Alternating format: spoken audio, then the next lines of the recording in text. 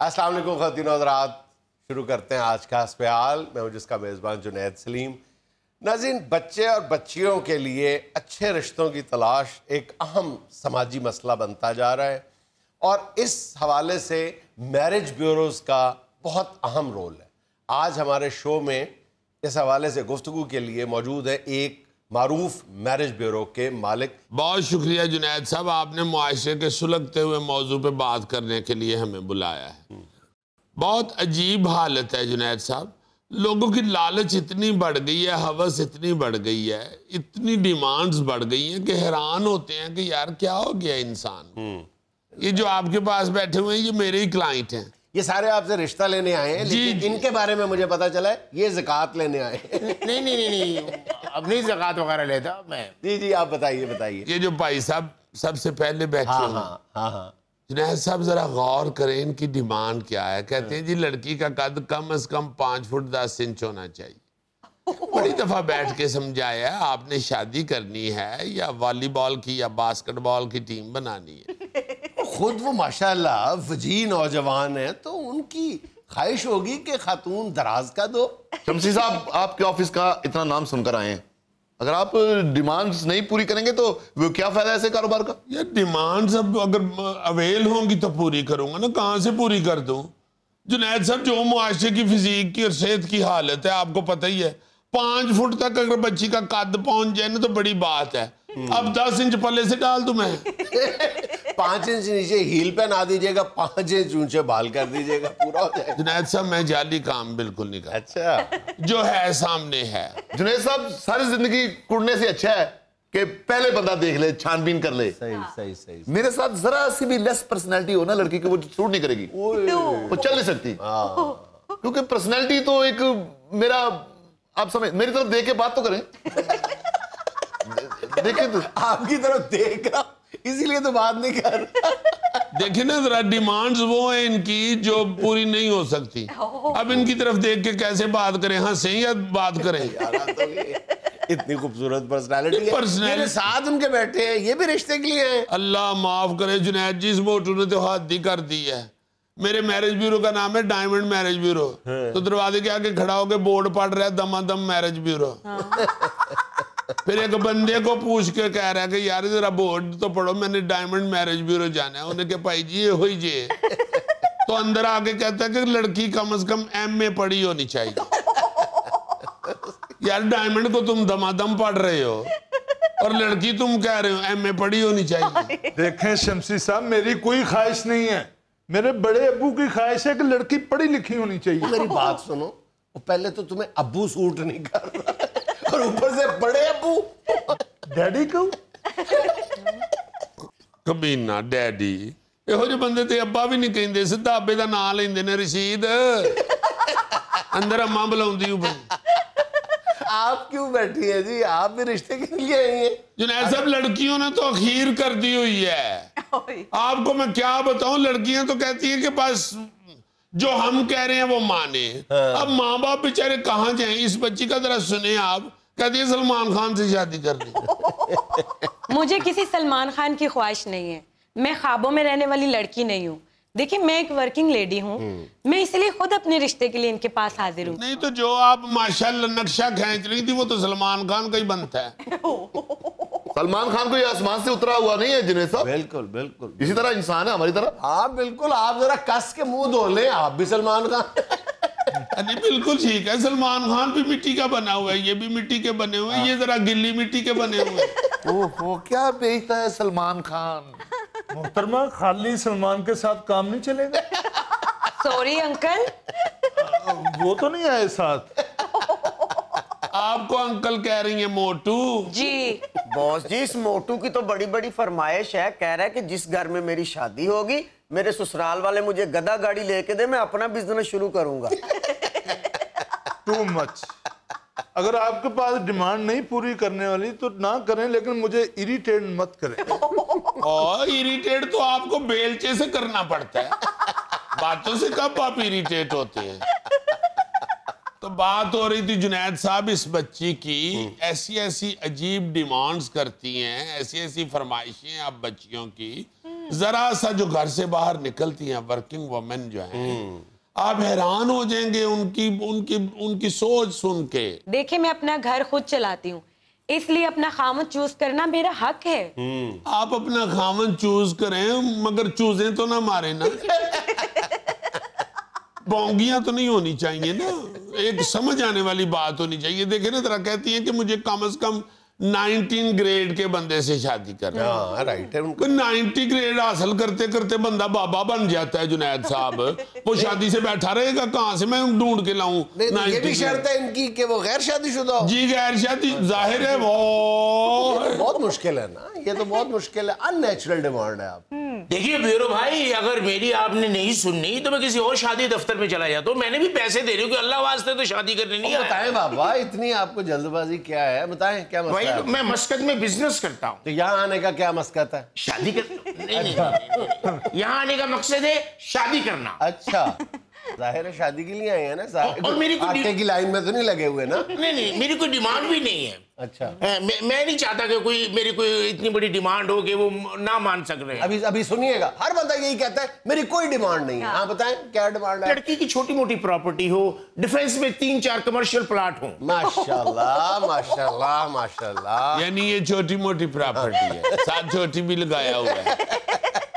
नहीं ब्यूरो भाई, बात ये है कि ओवरसीज जो पाकिस्तानी होते हैं ना, उनके साथ फ्रॉड होता है। मैं चाहता हूँ कि ये बात पहले तय हो जाए कि लड़की वेल सेटेड है, ताकि उसके साथ शादी हो जाए तो वो रफड़ कोई ना हो। नहीं तो लड़की को क्या श्योरिटी है? शक्ल से तो आप माशाल्लाह मुल्तान में तेल बेचने वाले लगते हैं। देखिए मस्कत में मेरा एक बिजनेस है, मैं एक बिजनेसमैन हूँ। और जो बिजनेस इनका लिखा हुआ है वो भी सुन ले, जो लाशें पाकिस्तान आती है उनके कफन दफन का बंदोबस्त करते हैं।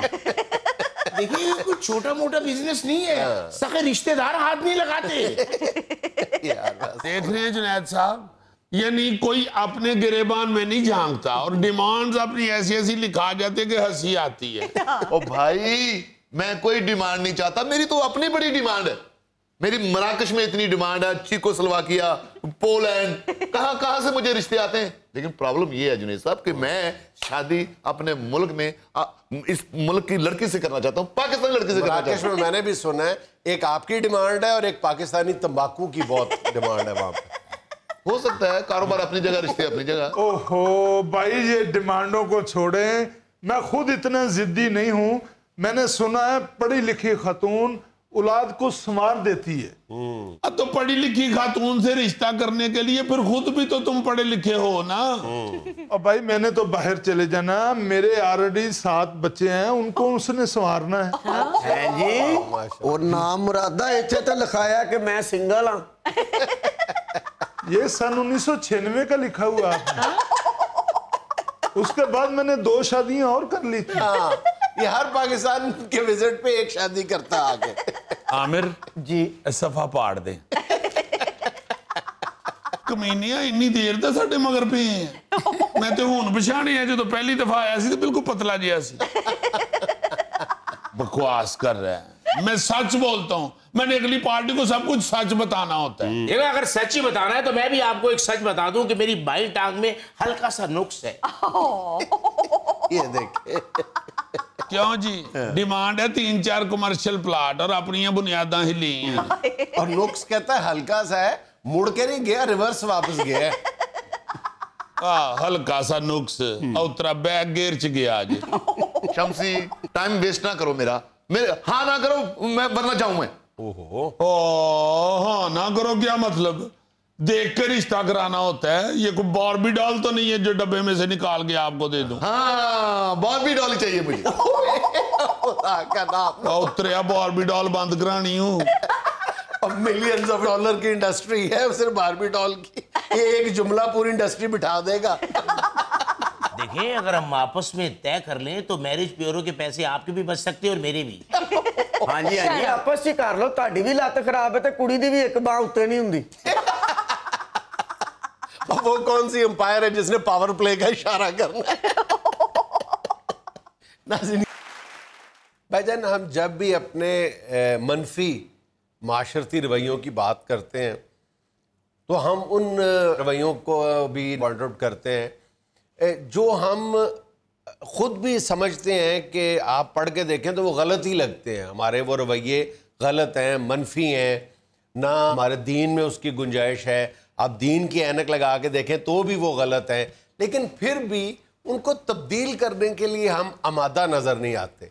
उन रवैयों को तब्दील करने के लिए हम मतलब तैयार नहीं है, और मुख्तलिफ वजूहात हैं। शायद सदियों से चला आ रहा है हमारा निज़ाम, ये सोशल सेटअप। उनमें एक बहुत बड़ा मसला है बड़ी उम्र की शादी। आप ये देखें कि हमारे माशरे में बड़ी उम्र में जब जाके निकाह किया जाता है, उसको कितने लोग एक्सेप्ट करते हैं, मजाक उड़ाया जाता है। बिल्कुल सही। खामखा दीनी हवाले से देख लें, शरई हवाले से देख लें, किसी भी तरह देख लें, पूरी दुनिया में जो ट्रेंड मौजूद है उस हवाले से देख लें, मुवाजना करके देख लें, कहीं पे आपको ऐसी सूरत हाल या खुदा न खास्ता मजाक उड़ाने की गुंजाइश जो है इस हवाले से नहीं मिलती। अच्छा, दलील भी कोई नहीं होती। बड़ी उम्र में कोई भी शादी करके देख ले आप, वो खबरों का मौजू बन जाता है, वो मजाक का मौजू बन जाता है, बजाय ये कि उसको एक्सेप्ट किया जाए कि यार इसमें क्या बुराई है, ये तो बड़ी अच्छी है, ये तो खुशकुन खबर है हमारे लिए कि इन दोनों ने, चाहे वो किसी की भी उम्र ज्यादा है या दोनों की उम्र ज्यादा है, चाहे वो रंडवे हैं, बेवा हैं, वक्त पे शादी नहीं हुई, अब हो गई, किसी कोई भी शक्ल हो, तो उसको हम वेलकम करने के लिए तैयार क्यों नहीं होते? ना हम अपना दीन देखते हैं, ना वैल्यूज देखते हैं, ना आप कोई दलील देने के लिए, सुनने के लिए तैयार होते हैं।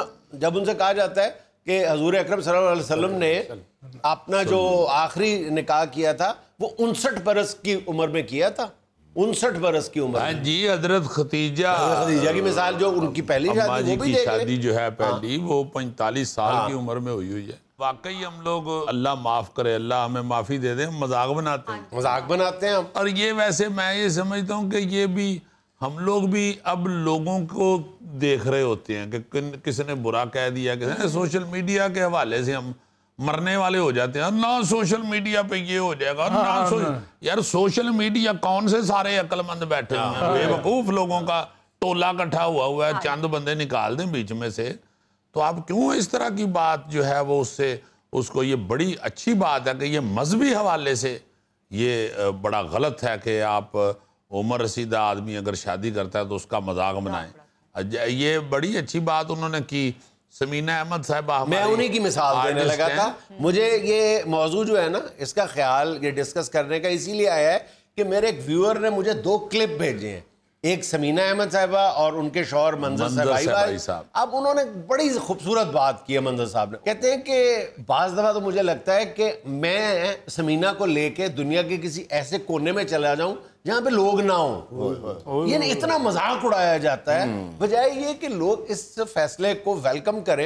हालांकि मैंने देखा है कि जब ये खबर सामने आई थी तो कई लोगों ने जो शऊर रखते हैं उन्होंने इस जोड़ी को बड़ी अच्छी नजर से देखा था, तहसीन की नजर से देखा था, बड़ा प्यार किया था। ये बड़ी अच्छी बात है, दोनों अकेले हैं, अगर उन्होंने शादी कर लिया। इसी तरह मंजर भाई के बाज जुमले हैं ना, वो बड़े कोट करने के काबिल हैं कि हम दोनों बाज दफा इस डर से बाहर नहीं निकलते कि लोगों की तंजिया हंसी का सामना करना पड़ेगा। क्या आपने एक जो शरई तौर पे हर हवाले से एक जायज बल्कि काबिल सताइश इक़दाम है निकाह करना, सुन्नत पूरी करना, आपने उसको मजाक बना के रख दिया। इसी तरह अतीका ओडो, उन्होंने उस उम्र में शादी की, अतीका ओडो ने, जब उनके बच्चों के भी गालिबन बच्चे थे, उनका भी इंटरव्यू कमोबेश इसी तरह के जज्बात का इजहार करता हुआ नजर आता है कि लोगों ने गुनाह बना के रख दिया यार।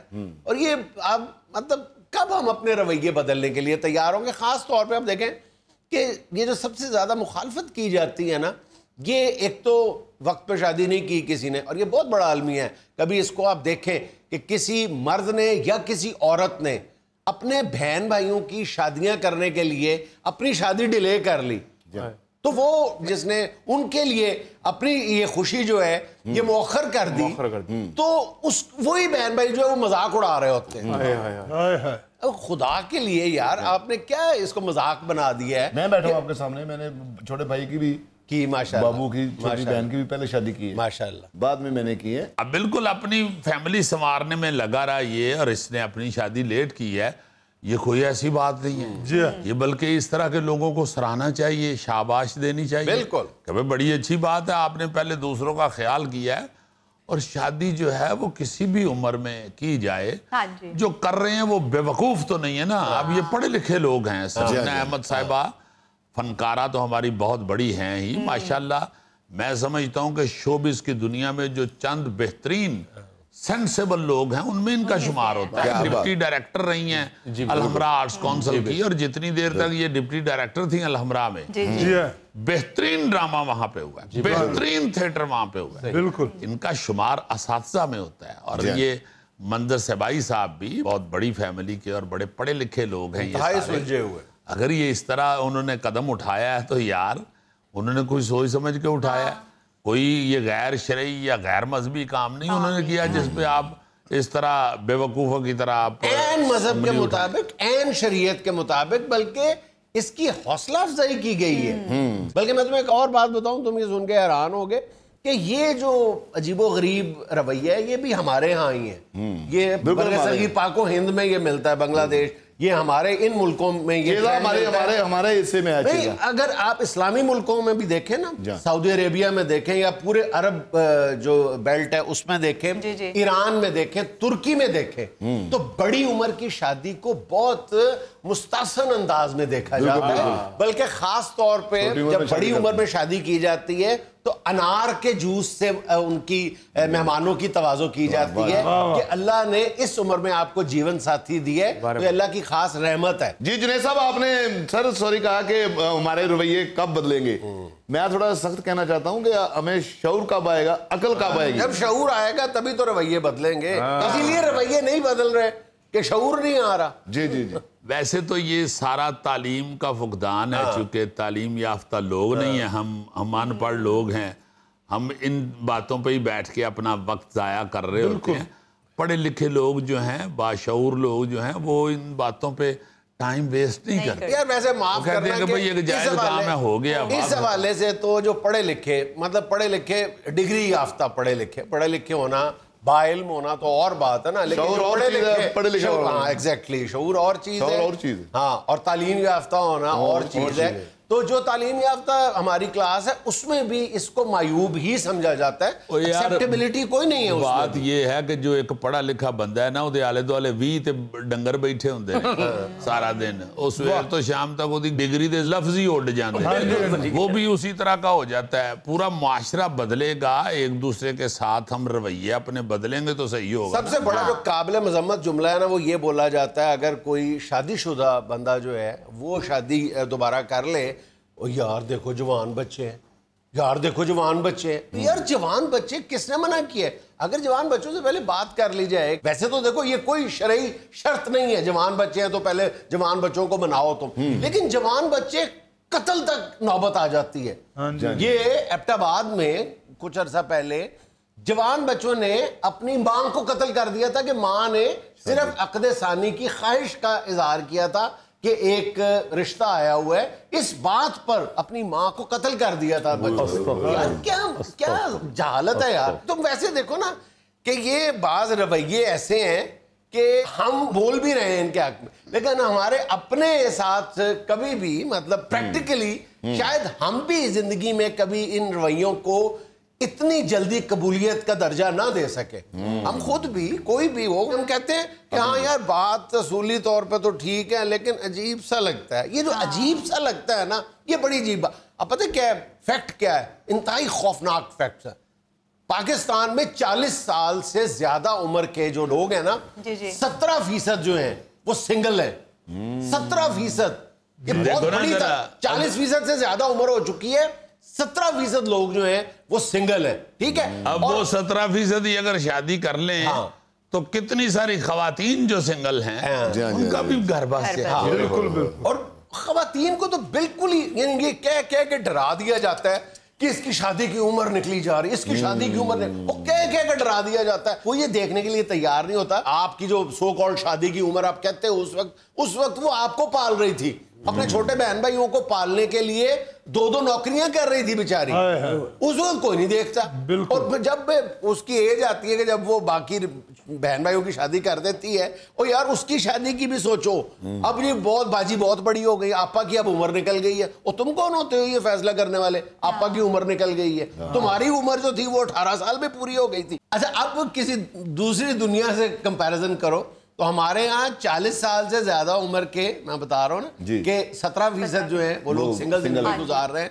बरतानिया में 50 साल से ज्यादा के ऊपर के जो लोग हैं, सिर्फ 4% ऐसे हैं जो सिंगल जिंदगी गुजार रहे हैं, 4% से। अच्छा, अब हमारे इस अजीबो गरीब रवैये की, अनजस्टिफाइड रवैये की जो वजूहात है, उसमें बुनियादी तौर पर तो सो कॉल्ड गैरत का एलिमेंट आ जाता है। जी बिल्कुल, कि जनाब हमारी भाभी की दूसरी शादी, यार क्यों नहीं? गैरत का इसमें क्या मसला है भाई? मजहब के हवाले से बिल्कुल ठीक है, शरण ठीक है, तो इसमें गैरत का अच्छा, पहला एलिमेंट जो है वो सो कॉल्ड गैरत का आ जाता है।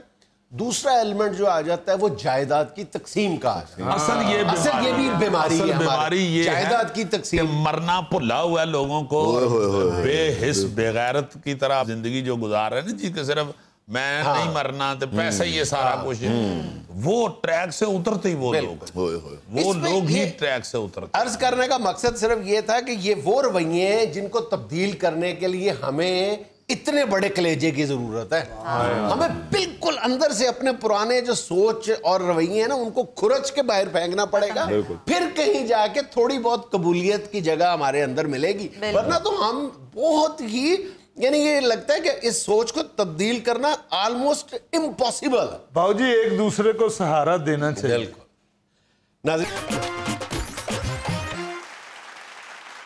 नाज़रीन, मोटरसाइकिल या गाड़ी रखने वालों की जिंदगी में ऑटो मैकेनिक की वही अहमियत है जो फसलों के लिए पानी की।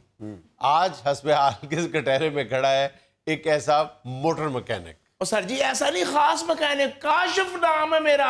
गाड़ी पे हाथ रख दूं तो नुक्स खुद बोल पड़ता है। नहीं, इसमें कोई शको शुबा नहीं होगा कि आप बेहतरीन कारीगर होंगे, मगर हम तो आपके मनफी पहलू जो है उन पे बात करने के लिए यहाँ पे आपको खड़ा करके बैठे हुए। सबसे पहली बात तो आप पे ये इल्जाम है कि आप लोग लाजमन ये कहते हैं कि ये जेन्युइन पुर्जा है, यही डलवाएं बेशक 4 पैसे वाद लग जाए। होता वो भी नकली है, 2 नंबर चाइनीज। नहीं सर जी, ये आप गलत बात कर रहे हैं। हम तो असली समझ के डालते ना, हमें भी लोग असली कह के देते हैं जनाब। आपको सारा पता होता है असली कौन सा है और नकली कौन सा है।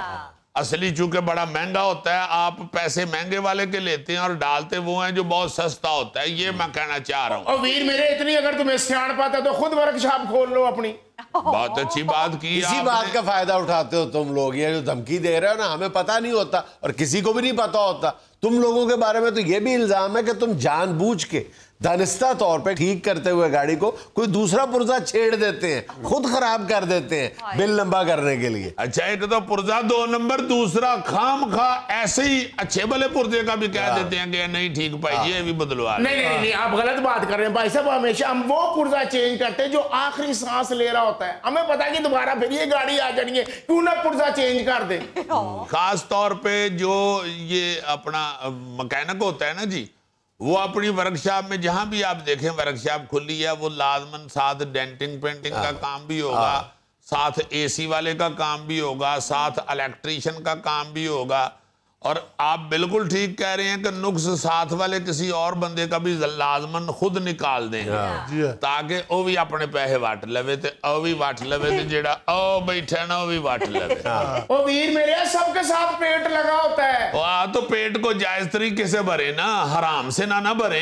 एक चीज है ही नहीं खराब तो उसको खुद खराब करके फिर उसको ठीक करके पैसे लेना, ये हराम है। ओ वीर मेरे, ये आपकी सोच है। जो गाड़ी में नुक्स होता है गाड़ी उसी शख्स के पास ही जाती है। झूठ फरेब हमारी सरकारी गाड़ी में जाती है आपके पास। नकली पुर्जे, ज्यादा बिल। हमारा महकमा तो इसलिए नहीं बोलता कि वो कमीशन ले लेते हैं। अजीजी भाईजान, एक धोखा ये भी करते हैं कि एक प्लग खराब हो तो सारे प्लग निकाल के फेंक देंगे। ओ वीर मेरे, निकालने हैं तो फिर सारे निकालो, डालने हैं तो फिर सारे डालो। सियाने कहते हैं कि इत्तेफाक में बरकत है। शाबाश। नहीं, बिल्कुल ठीक है। प्लग जॉइंट फैमिली सिस्टम के साथ रहती है। इसके सके फूफी के पुत्र हैं। सर जी, ये मखसूस दुकान से पुर्जे मंगवाते हैं जिनके साथ इनकी कमीशन तय होती है। और वीर मेरे, कमीशन की बात नहीं है, हमें इतना पता होता है कि जेन्युइन चीज कहां से मिलेगी। झूठ बोलते हो तुम, बकवास करते हो। जुल्फी दी खुद पुर्जियां नाल गल हुंदी रहंदी। हाँ जी, हाँ जी। वो शो की रिकॉर्डिंग खत्म करके जाके पुर्जियां वाली टोकरी च ही बहंदा है। उन्होंने कहंदा कि यार मैं शो चोपरा उपरा महसूस करना, तुसी मेरे अपने लगदे हो।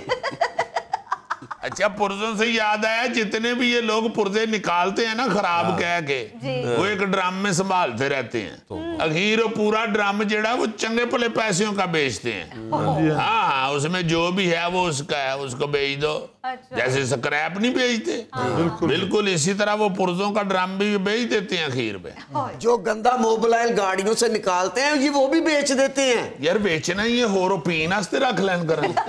ओ भाई जी, मेरे कहने का मतलब ये है कि गंदा मोबाइल साफ करके दोबारा गाड़ियों में डालते हैं। मोबाइल साफ करने के कारखाने लगे हुए हैं। हाँ, ये बात बिल्कुल ठीक है कि 2 नंबर मोबाइल उसी को कहते हैं। पुराना मोबाइल जो होता है वो मार खा खा के मर गया होता है, खत्म हो गया होता है। उसी में से कचरा शचरा निकाल के साफ करके उसे दोबारा डब्बों में बंद करके बेच रहे हैं। हाँ जी, हाँ जी, सारे 2 नंबर काम हम ही करते हैं। आप लोगों की गाड़ी की नंबर प्लेट बदल के गाड़ी भी बेच देते हैं हम। तुम्हारा बस चले तो तुम ये काम भी कर डालो। सर जी, गाड़ी को जब हम वर्कशॉप लेके जाते हैं उसमें से हम अपनी चीजें ना निकालें तो ये उसमें से चीजें भी निकाल लेते हैं। चार्जर हो गया, परफ्यूम हो गया, यूएसपी हो गई, ये नहीं छोड़ते। यार पेट्रोल तक निकाल लेते हैं गाड़ी का। आप कभी टंकी फुल करवा के इनके हवाले करेंगे, पेट्रोल चोरी कर लेते हैं। सर जी, ये गाहक की गाड़ी चलाते भी हैं, काम 1-2 घंटे का हुआ कह देते हैं इसको तो 2-3 दिन लग जाएंगे। आप जहां से होके आना हो जाए और गाड़ी लेके आप नारायण का गान चले जाएंगे।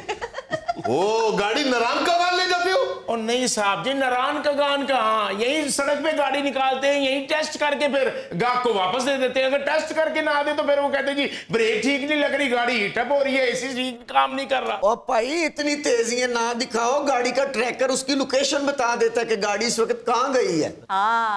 ओ जुल्फी, तुमने चिड़ी पे भी ट्रैकर लवाया हुआ है। अब तो हर दूसरी गाड़ी कंप्यूटराइज आ रहा है और ये कह देते हैं कि आपकी गाड़ी का फॉल्ट पकड़ने के लिए कंप्यूटर लगाना पड़ेगा। तो उसका 10-10 हजार रुपया ले लेते हैं। क्या देखो, वो रहा है कि जो हमेशा आप लोगों के पास एक ही फॉल्ट लेके आता है कि मेरी मोटरसाइकिल की गद्दी बैठ गई। वादा खिलाफी भी करते हैं सर जी, आधे घंटे का कह के आधा दिन बिठाए रखते हैं। 8-9 गाड़ियां पहले खड़ी हैं, ऊपर से जो गाड़ी आ जाए उसे भी कह देते हैं लगाएं, लाइन में लगाएं। और वीर मेरे, कोई मुझसे मुतमिन होता है तो वो अपना गाड़ी लेकर आता है, चाहे उसको 2 घंटे लग जाए, 1 दिन लग जाए, उसे पता है कि काशिफ का नाम ही काफी है। यार तो काशिफ उसको टाइम ठीक बताए ना, उसको काशिफ बताए ना कि जी शाम पै जानी जे, ये ना कहे कि हुणे बस आधे घंटे हो जाएगी और वो आधे घंटे का सुन के बैठ जाए बंदा और उसके बाद वो कह रहा वे 5 बज गए ने, 6 बज गए ने, 7 बज गए। वो फिर घर फोन करके कह रहे होंदा मेरा कोई पता नहीं, तुसी उबर करा के चल जाओ ब्याह ते।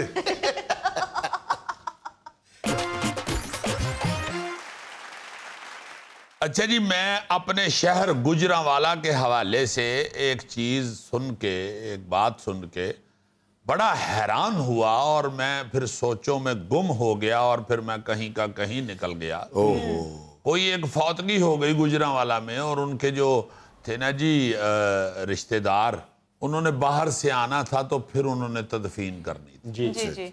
मैं सुन के बड़ा हैरान हुआ कि पूरे गुजरांवाला में डेड बॉडी रखने के लिए कोई सरदखाना नहीं मौजूद। आप देखो कि कितना कितना बड़ा अस्पताल है और सारी ही वहां पे जो कौमें हैं ना जी, जातें, सब ने अपना अपना अस्पताल बनाया हुआ है। शेखों का भी अस्पताल है, कश्मीरियों का भी अस्पताल है, अराइयों का भी अस्पताल है। हर बड़ी कौम ने उधर जो ज्यादा हैं लोग रहते, उन्होंने वहां पे अस्पताल बनाया हुआ है। इतने सौखे हैं सारे जी। गुजरांवाला शहर में ऐसे ऐसे लोग भी मौजूद हैं कि जो एक बंदा बड़े आराम से 5-7 सरदखाने बनवा सकता है और उसे चला भी सकता है। हर वहां पे जो अस्पताल है और जो उसे चला रहे हैं, उनको कोई इतनी सोच तो आ जानी चाहिए कि ये यार यहाँ पे एक सरदखाना बनवाएं फौरी तौर पे। और उसको लोग इस्तेमाल कर सके, हर बंदे के लिए वो खुला होना चाहिए। अस्पताल का हिस्सा है वो, अस्पताल का नहीं जी, ये आपके सिस्टम का हिस्सा है। बेशुमार अब लोग ऐसे हैं जो बाहर हैं, आउट ऑफ कंट्री रह रहे हैं, आपकी अद्धी फैमिलियां हर खानदान में जो हैं वो बाहर रहती हैं। हाँ जी। तो अगर इस तरह का कोई वाकया हो जाता है और वो कहते हैं जी के फलां भाई आ जाए या बहन आ जाए तो फिर तदफीन करेंगे, तो कोई ऐसा बंदोबस्त ही नहीं पूरे गुजरांवाला में। ये क्या बात हुई? उनको लाहौर आना पड़ता है, डेड बॉडी लेके लाहौर आना पड़ता है रखने के लिए। तो एक ये बात सोच के मुझे कि एक पूरे शहर में सर्दखाना नहीं है, तो मैं सोच रहा था कि बहुत सी ऐसी चीजें हैं जो कई शहरों में या कई इलाकों में नहीं है, तो वहां के रहने वाले जो लोग हैं जी जी। ये मैं समझता हूं कि बेहिस्सी है कि वो आवाज ना उठाएं या कदम ना उठाएं। बिल्कुल। इसके लिए खुद हिम्मत ना करें। मैं जैसे कह रहा हूं कि ये जरूरी नहीं कि गवर्नमेंट ही उधर, गवर्नमेंट को भी कुछ होश के नाखून लेने चाहिए। इतनी हुकूमतें आई और इतनी चली गई, और मौजूदा हुकूमत जो है वो भी भाजनस तो बड़ी कर रहे हैं। भाजनस का क्या फायदा भाई? जो जो चीजें फौरी तौर पे उस पर अमल शुरू करें। जो जो चीजें आपको नजर आती हैं, ये सिविल अस्पताल है गुजरांवाला में बहुत बड़ा, 2-3 और सरकारी अस्पताल हैं, सोशल सिक्योरिटी अस्पताल है। भाई आप लोग खुदा के वास्ते को इतना तो कर दें, कितनी कुछ जगह चाहिए उसके लिए या कितना कुछ सिस्टम चाहिए। आप सर्दखाने बनवाएं अपने हर अस्पताल में। बिल्कुल। और दूसरा जो ज्यादा शर्मिंदगी वाली बात है कि चलें सरकार तो पहुंचेगी उधर, जब पहुंचेगी जो वहां के रहने वाले लोकल लोग हैं, वहां के गुजरांवाला के रहने वाले वसनीक जो हैं, उन्होंने जो अस्पताल बनाए हुए हैं उनको भी इतनी सोच नहीं आ रही। जी बिल्कुल। वो भी अपने शहर के लिए या अपने शहर के वासियों के लिए या अपने लिए ये कदम नहीं उठा रहे। फौरी तौर पे इसको बनना चाहिए। इसी तरह जो दूसरे इलाकों में मैं बता रहा हूं कि कई और चीजें, कई जगहों में मस्जिद नहीं है। आज भी कई ऐसी जगहें मैंने देखी हैं जहां पे मस्जिद ही नहीं है। यार अगर आपके पास पैसे हैं या आप ये काम करना चाहते हैं, अल्लाह ताला का घर तामीर करना चाहते हैं, तो थोड़ी हिम्मत करें। वहां पे देखें जहां पे मस्जिद नहीं है, वहां पे जाके जरूर बनाएं। फिर कई इलाकों में आज तक यार ये स्कूल नहीं है। क्या कर रहे हैं आप लोग? आपका अगर छोटा सा भी इलाका है, मैं कहता हूँ कि जहाँ पे 100 बंदा रहता है ना जी, 100 बंदा जिस जगह पे है वहां पे स्कूल जरूर होना चाहिए, वहां पे पीने का पानी जरूर होना चाहिए, वहां पे कम से कम बिजली जरूर होनी चाहिए। जहाँ पे 100 बंदा भी रहता है, बिल्कुल बिल्कुल बहुत है 100 बंदा।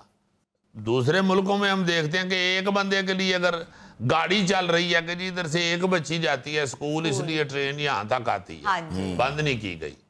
ये हम चीजें वीडियो अगर सोशल मीडिया पे देख के तो उसे बड़ा शेयर कर रहे होते हैं, तो हमें अपनी सोच भी इस तरह की बनानी चाहिए कि जो चीज आपके इलाके में या आपके शहर में या आपके मोहल्ले में चाहिए और वो नहीं है, उसे आप मोहल्ले के लोग या आबादी के लोग या शहर के लोग मिल के फौरी तौर पे खुद अपने हाथों से बनवा लें, खुद तामीर करवा लें, खुद उसका बंदोबस्त कर लें और खुद उसका खर्चा उठा लें, ताकि वहां के लोग जो हैं वो बेचारे उस परेशानी से बच जाएं। सही। हमने पानी का जिक्र किया था कि देखिए ना ये कितनी शर्मनाक बात है कि इंसान जहां बस रहे हैं, कई इलाके ऐसे हैं जहां पे पीने वाला पानी नहीं।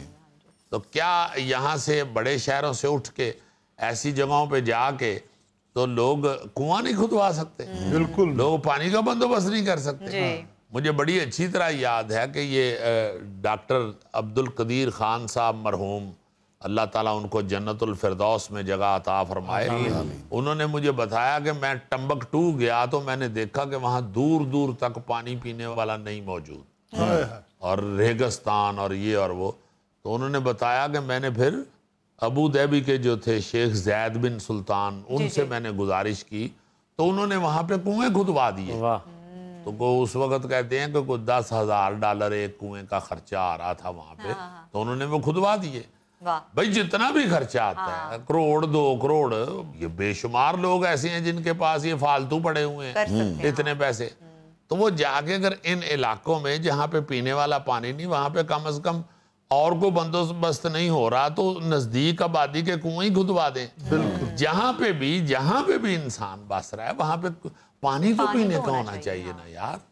ये क्या बात हुई कि पीने वाला पानी नहीं है और वहां पे इंसान रह रहे हैं और वो अपने पानी के लिए, पीने वाले पानी के लिए वो बेचारे बर्तन उठाते हैं और रोजाना 10-10, 15-15 किलोमीटर दूर जाके तो वो पानी लेके आता है। अजीजी भाईजान, अपनी जरूरतें रोक कर ये काम करना चाहिए। मसला ये है कि हमने अपनी जरूरतें इतनी बढ़ा ली हुई हैं कि हमें किसी और तरफ नजर ही कुछ नहीं आ रहा। जी बिल्कुल। नाज़रीन, ये था आज का हस्बे हाल। और आखिर में एक छोटी सी बात, बुजुर्ग से पूछा दुनिया में मुश्किल तरीन काम क्या है? बुजुर्ग ने जवाब दिया, माँ के बगैर जीना। खुश रहें, खुश रखें। आपसे मुलाकात होगी इंशाल्लाह कल। अल्लाह।